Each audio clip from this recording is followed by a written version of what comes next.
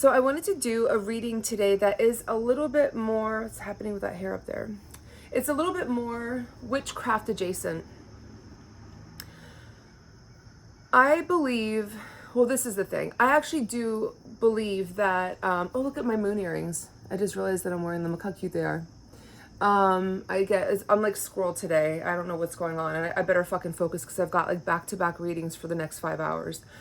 But one of the things that I love as being a reader is that I'm an intuitive and I'm a spellcaster, which I work with the cycles of the moon. And today I wanted to do a reading very specifically about the fact that it's a waxing crescent moon.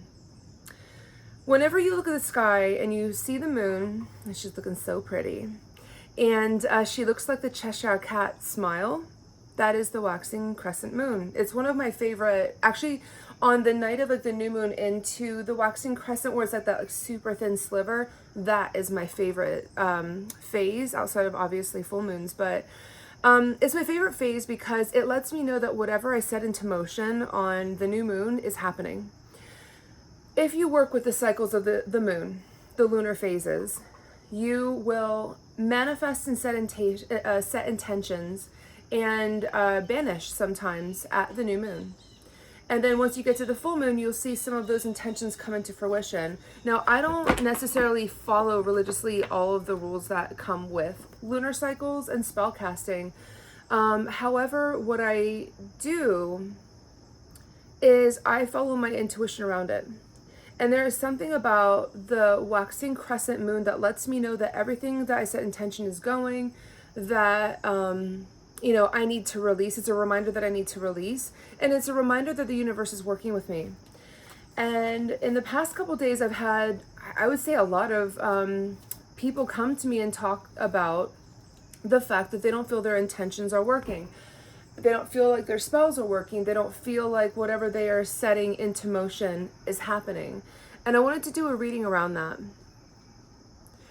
When you start working with universe and you start working within the realm of your own power, when you start working within the realms of the craft, you really have to trust. You really have to know that it's all within you and you're co-creating with whatever deity, universe, spirit guides, whatever it is that you're doing. Oh God, sorry, I was just kissing on Jack earlier, so I got hair everywhere.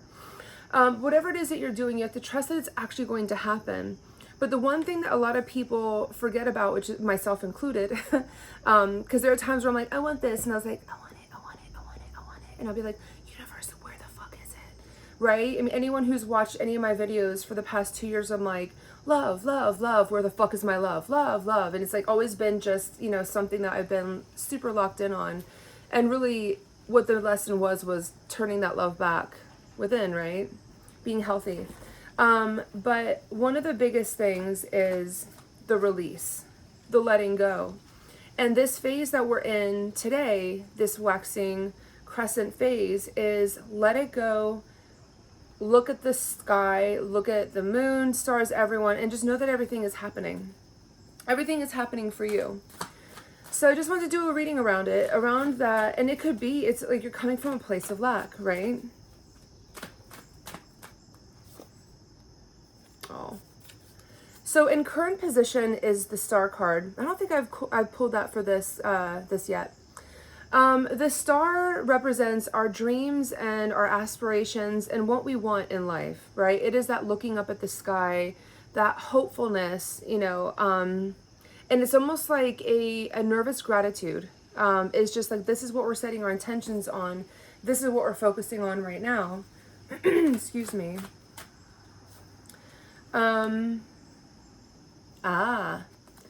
Our challenge is Page of Swords. Page of Swords represents all of our triggers, us healing from traumas, but it's almost like that very first, like, trust jump, right? That trust fall.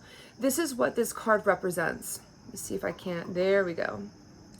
Swords represents triggers, traumas, insecurities, and if you can see this butterfly is exiting chrysalis, it's like the energy of believing that it's going to happen, but also dealing with the fact that being conditioned by whatever it is that you were before that made you not believe in yourself, whether it be family, friends, government, organized religion, which that's a big one, you know, just environment, economy, all those things that made you believe that you're not worthy of this manifestation. That's the challenge, is believing that this intention is going to happen. It's going to be successful. And the outcome of, and I know that I'm like, this is an easy reading, and so I'm realizing that. But the outcome, that was an unexpected twist, is the Five of Swords. Is actually, this card represents the battle being over. Oh, I like this. I like this lesson. I like where we're going. This represents the battle being over, right? When you look at it, you see the swords, they're in the ground, battle's done, the clouds are clearing behind it, all the, you know, the bird's feathers are settled from like flutters, right? From like war, battle.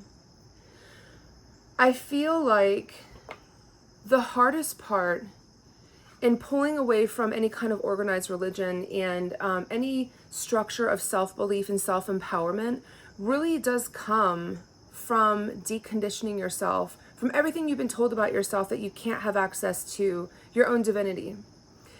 And I think that even if we pull ourselves away from the traumas that we've experienced, you know, from these narratives, they always pop up in really unexpected moments. And if there's something that you really, really, really want, and it's something that you are willing to say out loud, because that's also scary, right? And you are asking for help, which is also scary, from the universe, and you also know that you have to bring it forward yourself. Like, you can't just be like, I want $1 million, or I want this man, or this job, or this woman, or blah, right? You can't just say that. You actually have to like release it and then do the work that it takes to get yourself closer to that goal.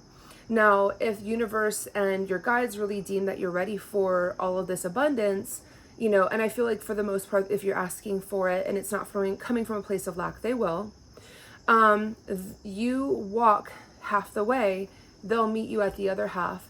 But that walk from here to here for you takes leaving all of this self-doubt behind, that you're not a magical human, that you're not a magical person, and that you don't believe that you are actually deserving of what you asked for.